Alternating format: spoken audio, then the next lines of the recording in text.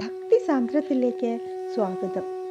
ലളിതാ സഹസ്രനാമം ദിവസേന വായിച്ചാൽ ഒരു ജപം വലിയ മാറ്റം എങ്ങനെയെന്ന് നിങ്ങൾക്ക് സ്വയം മനസ്സിലാക്കാൻ കഴിയും. ഇന്നു ഞാൻ ലളിതാ സഹസ്രനാമത്തിലെ 275 മുതൽ 284 വരെയുള്ള നാമങ്ങളുടെ അർത്ഥമാണ് പറയാൻ പോകുന്നത്. 275 നാമം ഭാനുമണ്ഡല മധ്യസ്ഥ. ഭാനു, സൂര്യൻ, സൂര്യമണ്ഡലത്തിൻ്റെ മധ്യത്തിൽ സ്ഥിതി ചെയ്യുന്നവൾ. ഇവിടെ പറയുന്നത് ഹൃദയാന്തർഭാഗത്തെ അനാഹത ചക്രത്തിലെ പത്മദളത്തിൻ്റെ പേര് ഭാനുമണ്ഡലം എന്നാണ്. അവിടെ സ്ഥിതി ചെയ്യുന്നവൾ എന്നും ഒരർത്ഥമുണ്ട്.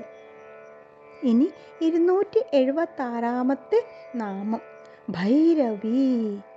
ഭൈരവനായ ശിവന്റെ പത്നിയായിട്ടിരിക്കുന്നവൾ ഭൈരവി. ഇനി 277 നാമം ഭഗമാലിനി. ഭഗം എന്നാൽ 6 ഗുണങ്ങൾ. ഈ ഗുണങ്ങളൊക്കെ ഏതാണെന്ന് അറിയാമോ? ശ്രീ, ഐശ്വര്യം, കീർത്തി, വീര്യം, വൈരാഗ്യം, ജ്ഞാനം. ഈ 6 ഗുണങ്ങളും ഒരു മാലയായി ധരിച്ചവൾ, അതായത് ഈ 6 ഗുണങ്ങളോടും കൂടിയവൾ എന്നർത്ഥം.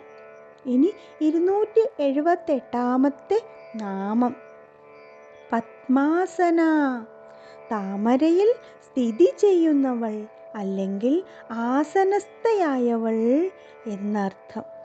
ഇനി 279 നാമം ഭഗവതി. ഭഗം, നേരത്തെ പറഞ്ഞു 6 ഗുണങ്ങൾ ചേർന്നതാണ് ഭഗം. ഈ ഭഗം ഉള്ളത് ആർക്കോ അവർ ഭഗവാൻ, അല്ലെങ്കിൽ ആ ശക്തിക്ക് പേര് ഭഗവതി എന്നർത്ഥം. ഇനി 280 നാമം പത്മനാഭ സഹോദരി. ശ്രീകൃഷ്ണ അവതാരത്തിൽ ശ്രീകൃഷ്ണന്റെ സഹോദരിയായിട്ടാണ് ആ പരമേശ്വരി പ്രത്യക്ഷപ്പെടുന്നത്. അങ്ങനെ പത്മനാഭന്റെ സഹോദരിയായിട്ടുള്ളവൾ എന്നർത്ഥം. ഇനി 281 നാമം ഉന്മേഷ നിമിഷോത്പന്ന വിപന്ന ഭുവനാവലി. ഉന്മേഷമെന്നാൽ കണ്ണു തുറക്കുക, വിടരുക. നിമേഷമെന്നാൽ കണ്ണുകൾ അടയ്ക്കുക. അങ്ങനെ ദേവി കണ്ണുകൾ തുറക്കുമ്പോൾ ഉത്പന്നം ഉണ്ടാവുന്നു. എന്ത്? ഭുവനാവലി.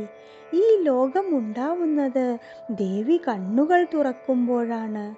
അങ്ങനെ ആ ദേവി കണ്ണടയ്ക്കുമ്പോൾ വിപന്നം നശിക്കുന്നു. ഈ കോടാനുകോടി ബ്രഹ്മാണ്ടങ്ങൾ ദേവി കണ്ണു തുറക്കുമ്പോൾ സൃഷ്ടിക്കപ്പെടുകയും കണ്ണടയ്ക്കുമ്പോൾ അതൊക്കെ നശിക്കുകയും ചെയ്യുന്നു എന്നർത്ഥം. ഇനി 282 നാമം സഹസ്രശീർഷവദന.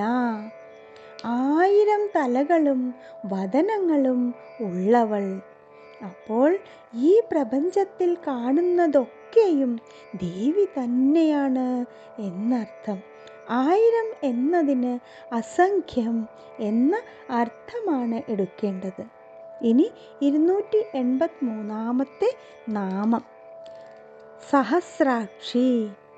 1000കണക്കിന് കണ്ണുകളുള്ളവൾ. അപ്പോൾ ദേവിക്ക് എത്ര മുഖമുണ്ടോ ആ മുഖത്തൊക്കെ കണ്ണുകളുമുണ്ട്. ഇവിടെയും അസംഖ്യം എന്ന അർത്ഥമാണ് എടുക്കേണ്ടത്. അത്രയും കണ്ണുകൾ ഉള്ളവൾ എന്നർത്ഥം. ഇനി 284 നാമം സഹസ്രപാദ്. 1000കണക്കിന് പാദങ്ങളോട് കൂടിയവൾ. ഇതൊക്കെ ദേവിയുടെ വിരാട സ്വരൂപമായിട്ട് കാണേണ്ടതാണ്. ആ മായാശക്തിയുടെ വിരാട രൂപത്തെയാണ് ഇവിടെ വർണ്ണിച്ചിരിക്കുന്നത്. എല്ലാവർക്കും നല്ലത് വരട്ടെ. ലോകാ സമസ്ത സുഖിനോ ഭവന്തു. ഓം ശിവശക്തിക്ക് രൂപിണ്യൈ നമഃ.